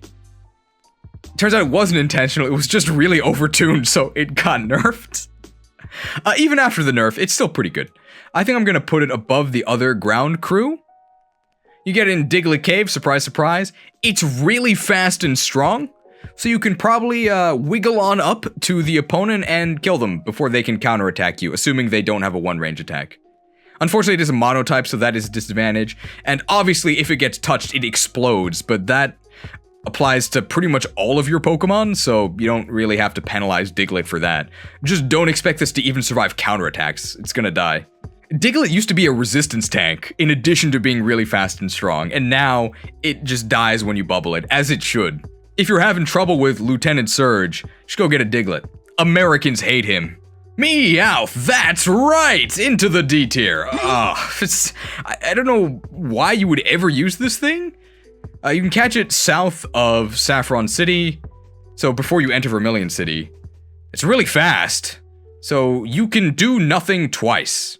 Whatever, it's a normal type that fails to kill anything, and also dies when it gets hit, so I don't know why you would ever use this thing. I guess it's got payday, but you get enough money during your playthrough anyway. There's maybe some crazy money farming strat, capitalism build that uses Meowth. I have yet to discover it. But once you find this this one simple trick to print money with Meowth, maybe you can find a use for it. Currently, it gets the D. Psyduck. Just like Psyduck, you don't have to be a psychic type to predict this one. Into the sea. Are there water types more boring than Psyduck? Yes, actually. Wow. One nice thing about this game is that you actually do get a Psyduck really early. There's a fisherman in Viridian City who will sell you a Psyduck. Is it worth the money? I mean, it's probably Earliest Confusion user. That does something. You can tail whip things. It's like aggressively okay. It might not even be aggressively okay. It's actually just okay. It might even be better than Squirtle. Man, Squirtle's really bad in this game. Falls off pretty hard. Wasn't even that great to begin with. But you can get some use out of it. Shoutouts to Masuda. Despite Psyduck being his favorite Pokemon, Psyduck has always been pretty bad. As for why Psyduck isn't a psychic type, I have no idea. The English name makes it worse, because in Japanese it's just Kodaku, which is like ducklet. So nothing about psychic powers. But it clearly has psychic powers, so why isn't it a psychic type? Mankey. We thought that he was looking like Rutger, who doubles and crits and kills everything for the entire game. But in the end, it turns out he was a little bit more like a Deke. Not even a big Deke, a medium Deke. But not very bad at all. I think one of the surprising high performers. I am going to put this at the bottom of A. So Mankey at the beginning of the game chops everything. This guy's a monster. But I think being a little bit of a later level evo, level 28, really hurts him, because by the time we were out of Rock Tunnel, he was really struggling to keep up. And even in the evolution into Primeape, we didn't have the Amazon Primeape subscription. He just was not cutting it. He really falls off. But for the part that he is solid for, he's really solid. He's got some thick muscles. I think I would prefer to stay as a human rather than return to Mankey, but this thing is surprisingly good. He can eventually Elemental Punch, so you can use this for the whole game. It just gets pretty outclassed by stronger Pokemon that can also Elemental Punch. One downside of Mankey is that fighting types in this game just in general aren't very good, because defensive Pokemon that are weak to fighting moves, so like the rock types, they have crazy defense. And Pokemon are giga min-maxed in this game, so even if you chop them, you're gonna have a lot of trouble hurting them near the end game. We'll also talk about the Machop line here, I guess, because a lot of the problems that Mankey faces, the Machop line also faces. I don't think he reaches champ status in this game. We're probably gonna put him at the very bottom of B. He hits crazy hard once, and while that does work in this game, you can one-shot things. You're gonna have a lot of problems one-shotting with a fighting type, because you're going to be hitting those rock types that can actually stand up to your fists. Super effective Swindle, not in full effect in this game. Super effective hits are really important, but base defenses are maybe even more important, and with the crazy min-maxing that happens near the end of this game, even with 4 arms, you're not going to be able to break through these walls. Mr. Gorbachev, tear down this wall. You're going to need a lot of Machamps to do that. And the swarm of normal flying types, you can't even hit neutrally with your fighting moves because of the way resistances override weaknesses in this game. But you can get rock moves, you don't have to worry about that. A point in the Machop line's favor is that because of the existence of the Link Stone, pretty much the moment you get Machoke, you can go to Machamp and then you get like 100% attack growth. I think it's like 95%. You're gonna hit really hard once. But availability is kinda iffy. You can get Machop in Rock Tunnel, and then you can actually get a boss minion Machoke around the same time you can get Vulpix and Growlithe, so not very impressive. This is our opportunity to talk about Seismic Toss and Nightshade. So they work kind of like the skill Luna in Fire Emblem, not the spell. So the skill Luna negates, depending on the game, a portion or all of your opponent's defense in Fire Emblem. In this game, using Seismic Toss ignores half of your opponent's defense, and using Nightshade ignores half of your opponent's resistance. So Seismic Toss is a way for Machop and Mankey to get around the sky-high physical defense of those rock-type walls near the end of the game, but honestly you're probably better off just using, like, Bubble with a special attacker. Poliwag. It's amphibious. Does it have the legs to leave the sea? No, definitely not. Poliwag's pretty interesting because its base form has the highest speed, and then actually gets slower as it evolves. So it goes from a fragile speedster to a bulkier mixed attacker. Doesn't sound good to me. Sounds like it belongs in the sea. It gets decent coverage, but yeah, mixed attackers are not what you want to be. Unless you're the king who can like barely get away with it. Not a Poliwag fan. I wag my finger at mixed attackers. No thanks. At least it's a dual type, that's nice. Abracadabra Alakazam! Have you played a Gen 1 game before? Yeah, one of the best Pokemon in the game, no question. One of the main weaknesses of Abra in the mainline games is that Abra itself can't attack. You have to get it to level 16 for Kadabra, and then finally it can start attacking. In this game, there's a Confusion TM. You just give it the Confusion TM and it can attack right away. And it kills everything from the moment it can actually start using the attack command. Yeah.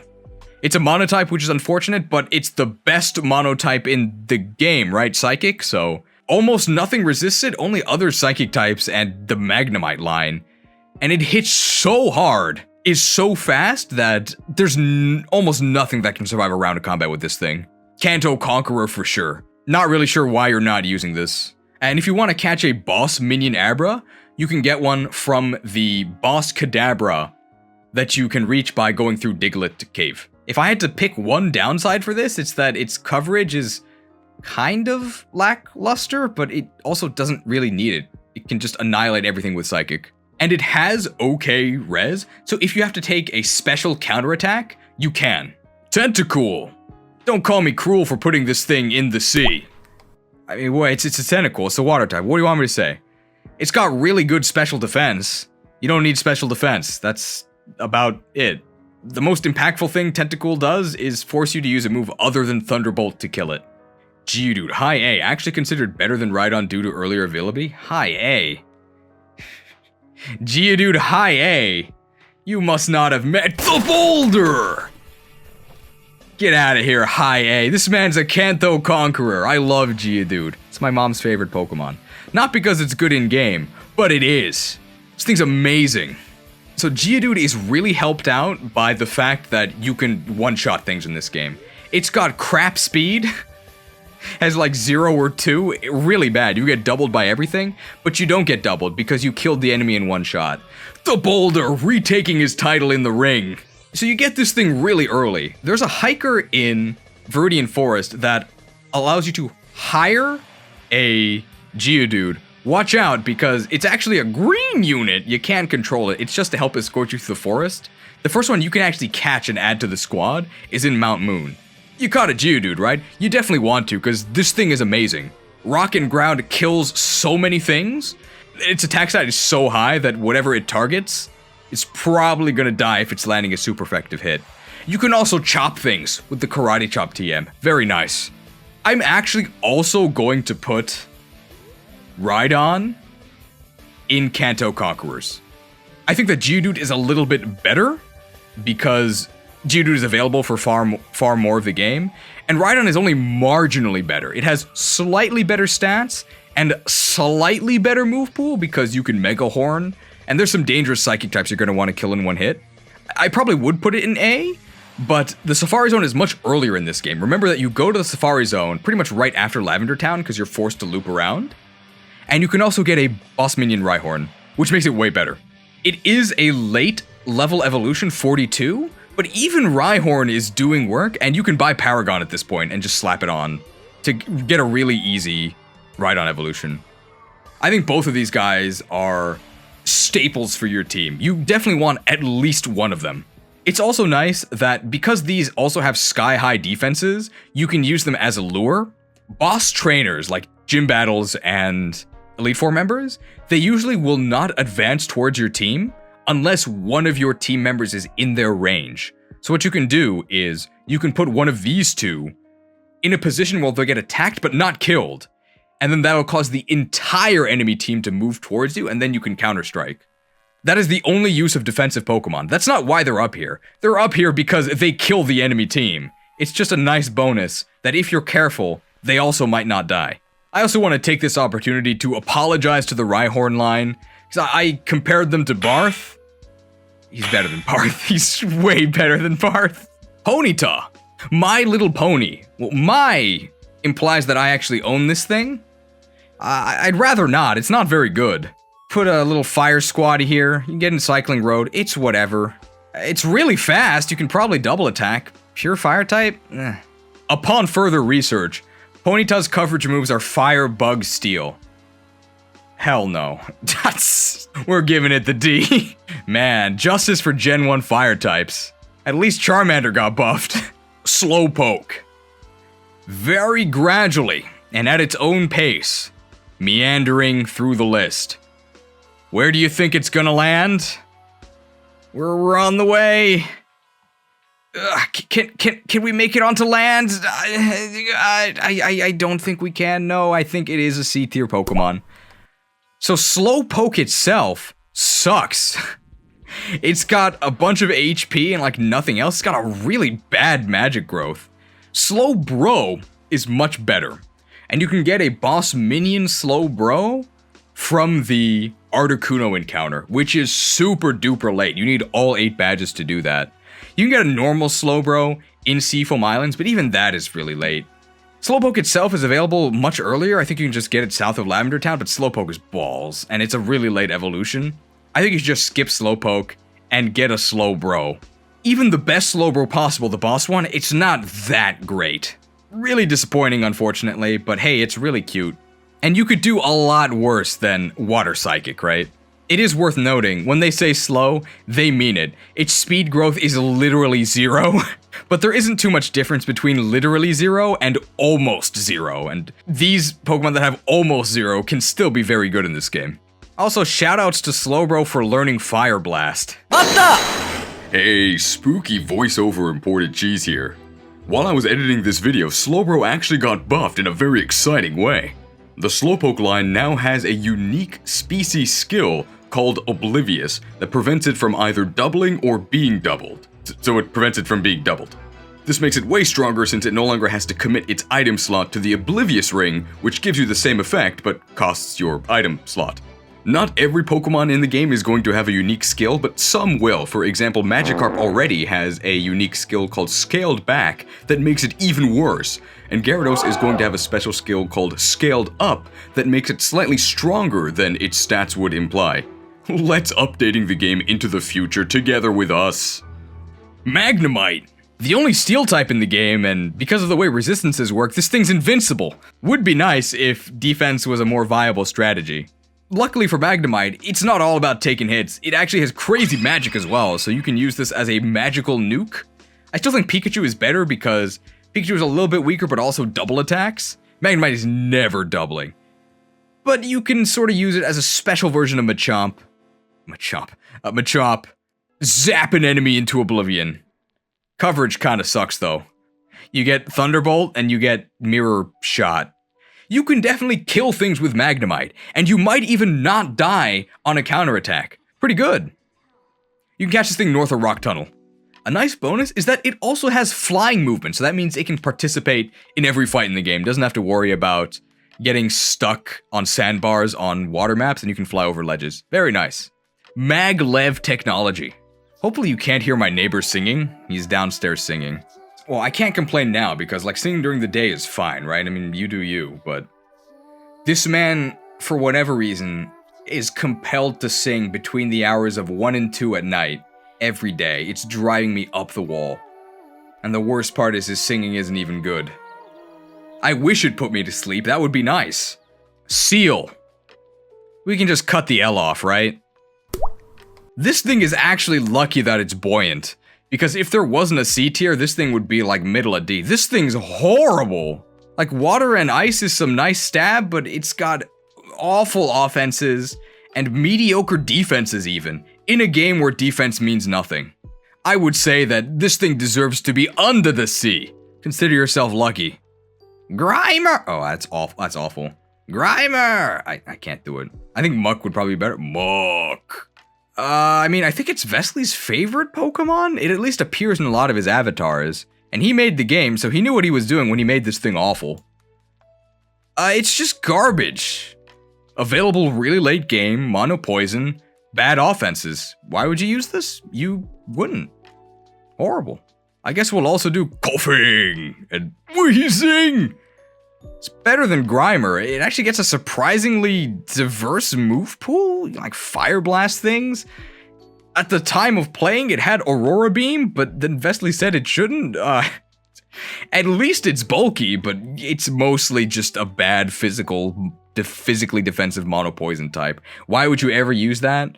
I guess you would pair it with Ekans for your Team Rocket cosplay. All of Team Rocket's getting the D here. Ugh. I guess you could say it's thematic that coughing is a really strong physical wall, and in Japanese his name is Dogasu. Dogas will choke this point. Hey, it has flying movement, that's nice. Shelder! Where do you think this thing's going? It's like Seel, except it actually does have defenses. I think it has 100% defense growth. That's really funny. I guess if you want to take a physical hit, you can use Shelder. Or you can use these guys who actually kill things when they hit back. How about that? Gastly. It's gaseous. It floats. And I think it gets my vote for the best Pokemon in the game at the moment. I think Gengar is incredible. It's got everything you want. It's crazy fast, so it always doubles. It's a specialist, so it's got really high special attack, so it kills anything it hits that's not a special wall. And it learns every move you could want. You can give it Psychic. You can give it Shadow Ball, which is in this game. You can give it Thunderbolt. The chance that it kills an opponent on the enemy team is 100%. It even has flying movement. Its only weakness is that you have to wait till Lavender Tower to get it, but the moment you can, put it on your team and never take it off. It's amazing. Also, because of the way immunities in this game work, it reduces the damage to 1. It's one of the only Pokemon that can, like, take counterattacks and, like, not have to worry. And you can bait out normal moves and fighting moves. It's also a hard counter to a certain Easter egg in the game. I won't say more. So I mentioned at the beginning of this list that there was one Pokemon, and only one, that's not viable and a complete joke. And I'll tell you this. Members of the Pewter Congregation rejoice. Because Onix is not useless in this game. It's still pretty bad, but it's not even a D tier. I'm gonna put it over here. Onix, you've done it! Onix's stat spread in this game is very different than the main game. So in the main game, the big joke is that Onix, despite being huge, has 45 base attack, which is atrocious. But it's surprisingly fast. In this game, it's just a really bad version of Geodude and Rhyhorn. So it no longer has good speed, it now has bad speed, and it has, like, okay attack and defense. Well, it has really good defense, it has okay attack. In a way, it's kind of sad because it lost the meme factor that made it so memorable, and it's just one of the masses. Easy to forget, but I'll never forget you, Onix. Can't wait for them to add Steelix. So of the remaining Pokemon, who is the meme tier Pokemon? See if you can figure it out.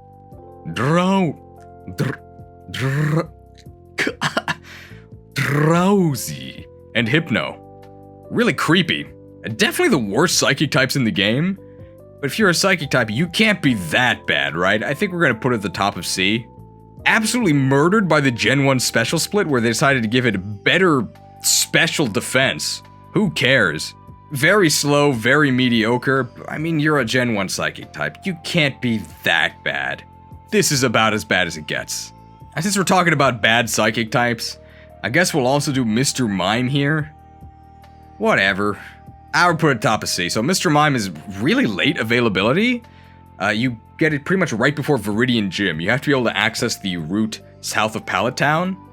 Mr. Mime is definitely better than Drowsy in pretty much every single way that matters. It's faster and stronger. But you know who's faster and stronger than Mr. Mime? Alakazam. Why are you using Mr. Mime?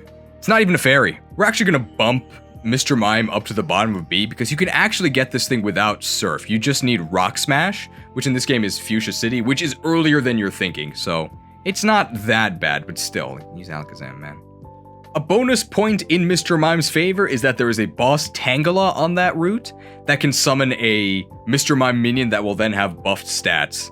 It's not that bad, but since we're talking about outclassed psychic types, we'll talk about the least outclassed psychic type, Jinx. So you can get Jinx in Seafoam Islands. It's really fast, and it's really strong with dual stabs. Maybe top of B? This thing's actually pretty good. So Blizzard is in this game. Blizzard's really strong, and remember that misses become glancing blows, and that super effective almost guarantees you deal full damage on a hit. So you don't have to worry about Blizzard missing. The main weakness of Jinx is that it's really late, Seafoam Islands. If you got this earlier, it would definitely be an A, maybe even a Kanto Conqueror. Psychic Ice is really, really, really powerful. Krabby. More like cookie. This guy's got a claw. This thing has crazy attack. Huge. So huge that the sea can't contain it. I think we're actually gonna go to low B for this. It's basically a water type Machop. This thing it's got big meaty claws. Big meaty claws. Absolutely titanic attack stat. You can do big damage. Use your Vice Grip. It's still really boring, it's a monotype, but I think it is at least able to waddle out of the sea. It does actually differentiate itself from these losers because it does big damage. You can definitely put the squeeze on enemies with this thing. Make sure to pronounce it right. It's crabby, not crappy. Voltorb. The poster child of being really fast so it goes first. And then what? It's okay.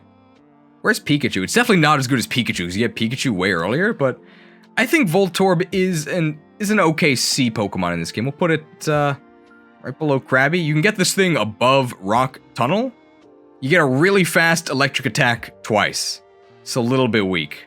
It's got Explosion, but even though this game doesn't have permadeath, it still does punish you with a lot of inconvenience if you die. So you don't want to be exploding.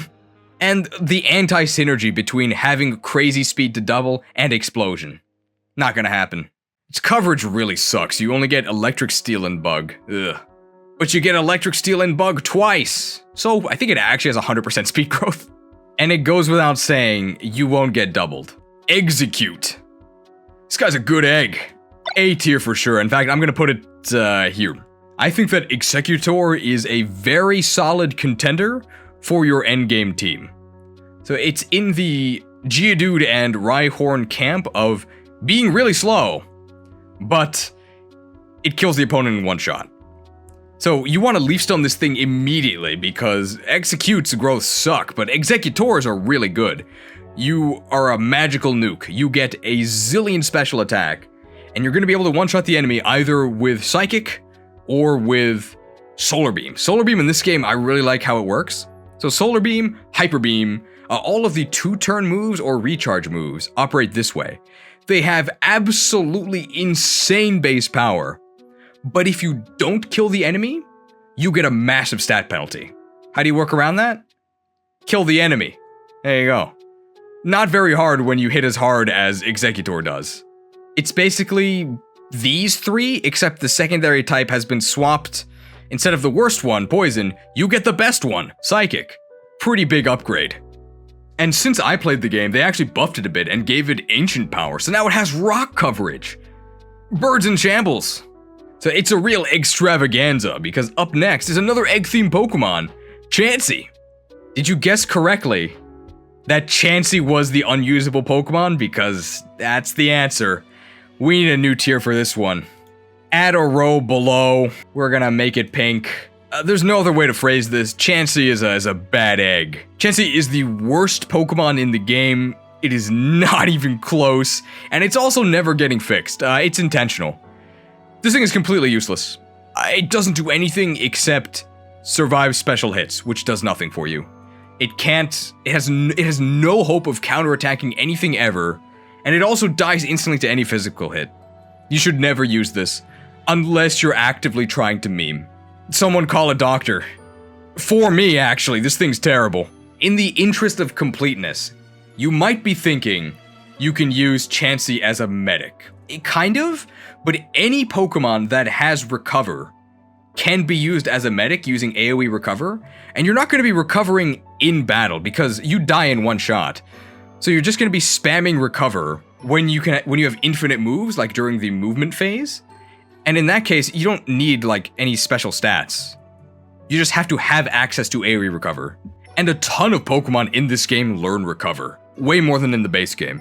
Something I've jokingly suggested, it might get added, but Vesly, the developer, is not here anymore, so this is just wild speculation. I've suggested having Chansey be the only way to revive Pokemon outside of Pokemon centers. I think that would be a neat niche. But also, ultimately, I don't think that's going to happen because that's probably a programming nightmare, and I would rather just have a 6th fighter and play well enough that nobody dies. That's probably a better strategy. I'm going to make sure I pronounce this correctly. It's not Tangela, it's Tangela. Slow, defensive, pure grass type. No. No thanks. In defense of Tangela, you can catch a boss minion Tangela in the Safari Zone that joins with near capped magic stat. Enjoy trying to use that with grass moves and ancient power. No. Kangaskhan. What is this the ruler of? Not this tier list. It's okay, I mean, it's a normal type. With alright stats. Why are you using this? I really have nothing that great or bad to say about it. It's got okay stats. If you like Kangaskhan, you can use it. It gets okay moves. If you're gonna go for a normal type in the Safari Zone, you should go with the beefier one. Let's go with Tauros. Pretty good offensive stats. It's a normal type. Why are you using a normal type? Did you get halfway through the game? When you already have access to most other better options? Probably because you like Tauros. It's really fast. We could put it higher. I just find it really hard to get excited about Tauros. Also, Giga Impact is not in this game. Horsey. It even has C in the name. You actually get it pretty early in this game. You can get it north of Cerulean. It's about the nicest thing I can say about it. Why are you using this? Goldeen. How dare it call itself gold? Tin. Fool's gold. You've got to be a fool to use this thing. Whatever, it's a Goldeen. Who cares? At least it's a water type. Upon further research, we're actually gonna flush the toilet. It doesn't even make it into the sea. This thing is horrible. Water typing only accounts for so much. Goodbye. Flushed. Staryu. You only see 1 star on screen right now, but I give this thing 5 stars. Starts with S. This thing's crazy. It's held back a little bit by its availability. The earliest you can get it is south of Fuchsia City. You have to wait for it to spawn from one of the water puddles. But the moment you can get it, you can Waterstone it, and Starmie is insane. Super, super fast, doubles everything, and learns every move you could possibly want. Surf, Blizzard, Psychic, Thunderbolt. If it was available earlier than Gastly, and if it had Levitate, I'd maybe say it was even better. You could kind of shuffle these around, but this is how I think that these should be listed. They're crazy. Best Pokemon in the game. Great stats, great typing, amazing move pool. Wonderful. And just to reiterate, there is no penalty for evolving early in this game. You should always evolve as soon as you can, because you get the stats boost. Your growths get better, so your stats going forward are going to be even better, and your move pools don't change. The main downside of Stone Evolutions in the main game is that you then no longer learn level up moves. Not the case here. Get stoned right away. Okay, deep breath. Scyther! Oh, it hurts every time. Really fast and strong. It's a buggier Tauros. Even though this game doesn't have many bugs, that's an endorsement. Its coverage is worse than Tauros, but at least it's a dual type. And it has flying movement, which is really, really nice.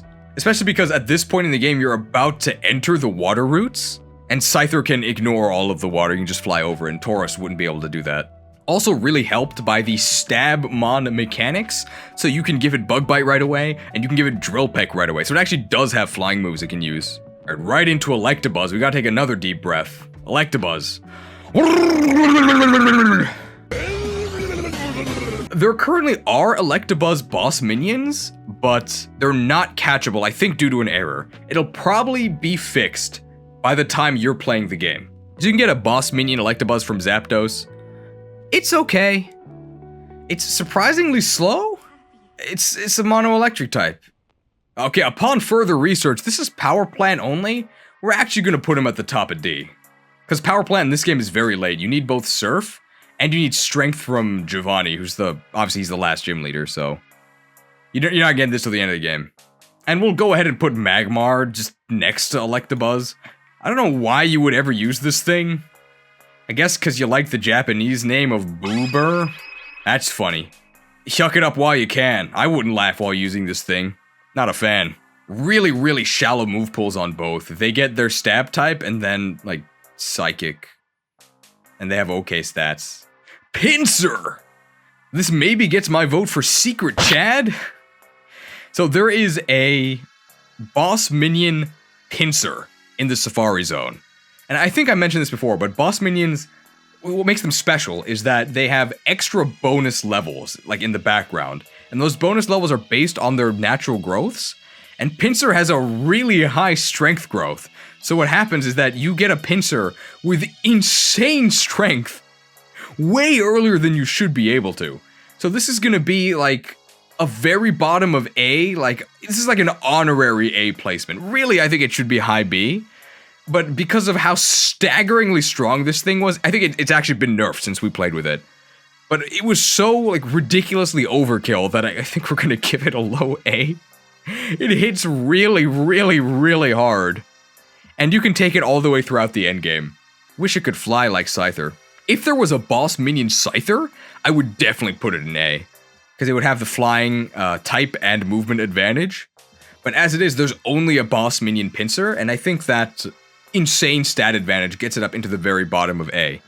It's very fun to see Pinsir doing such damage. Where's Heracross? Late to the party. Not in the game. Magikarp. Known in Japanese as Koi King. Officially, according to the developer, a pitfall. I am talking specifically about the Magikarp outside of Mount Moon. So outside of Mount Moon, there's a Rocket Grunt who will sell you a Magikarp. And the game even gives you Paragon, a skill that it doubles your experience gain right before you get Magikarp. So they're telling you, ooh, you want to put this on Magikarp, right? Don't do it, man. The Magikarp you buy is level 5, and training Magikarp is, as you might expect, a nightmare. Thankfully, minimum damage in the game is 1. You're going to be doing 1 damage with Magikarp. The easiest way to train Magikarp, and I'm going to say this here so people stop asking in Vesly's Discord. The way you train Magikarp is you can either give it double hit so that you can at least deal 2 damage, or you can give it the Water Gun TM to try and chip at a distance without taking a counterattack, or you can use probably the most useful method going forward, AoE attacks. So AoE attacks will never be countered, and those allow you to safely, very, very slowly train Magikarp. If you want to actually use Magikarp without it being a pitfall, south of Lavender Town, you can get level 19 Magikarps. It only takes 1 more level to get them up to Gyarados, and then once you do that, Gyarados itself is pretty darn good. I would actually maybe put it at the very top of B. It hits really, really strong and has really good coverage. So Gyarados itself, not a pitfall. The level 5 Magikarp, definitely a pitfall. If you don't want to wait till Lavender Town, there's also Boss Minion Wild Magikarp north of Cerulean. You'll still have to level them up a little bit, but you'll end up getting your Gyarados faster than if you had to wait for Lavender Town. And those Boss Minion Carps are level 16. One thing I didn't mention during the level up segment of the tutorial is that rare candies in this game do not actually level you up. Instead, they give you 1 level's worth of stats. So if you were a level 19 Magikarp and you used a rare candy, you would stay at level 19 and then gain 1 level's worth of Magikarp stats. So don't do that. You'll have to manually level up to 20. And then what you can actually do is rare candy then, and you'll get 1 level of Gyarados' stats, which are really good. Porygon! You can get these, they spawn from teleporters in the Silphco, which I think is really neat. Why would you ever use this thing? I have no idea, but it's got a good move pool, I guess, if you pay for it. Learns a bunch of TMs, but like really mediocre stats all around. It's a normal type. Why are you using this? It exists. On screen now, you can see a mocking Porygon emoji. I wouldn't have made it if Porygon was any good. The fossils! So just a disclaimer here that this is pure theory crafting. They were in the unknown dungeon until this morning when they were added. So you can now revive the fossils, or obtain and revive the fossils at Cinnabar Lab. So all of them are really late. Lord Helix is definitely going to be a C tier Pokemon, right? It actually gets very good moves and it's got very good special attack, but it's very late. C tier. Probably because you can get it around the same time as you'd be able to get the bro, we're going to put them together. They're bros. Kabutops? It's not a water type, so I guess it won't go in the C. Instead, we'll put it at the very bottom of the letter C. It's okay, it's got good physical stats. I think. Looking at the spreadsheet, it has good physical stats. I'm losing my mind. This thing is a water type. Let's party in the C. We'll put Helix higher. I'm also biased because my name is Omar, so I really like Omar Star. Aerodactyl. It's really fast. I think it has 100 speed growth. So it's always gonna double. I think it's pretty good. I mean, I wouldn't say good. I think it's maybe gonna be like very bottom of B. It comes really late because you need to get to Cinnabar Labs. It's really fast. Double attack. Stab rock. Stab flying. Okay attack.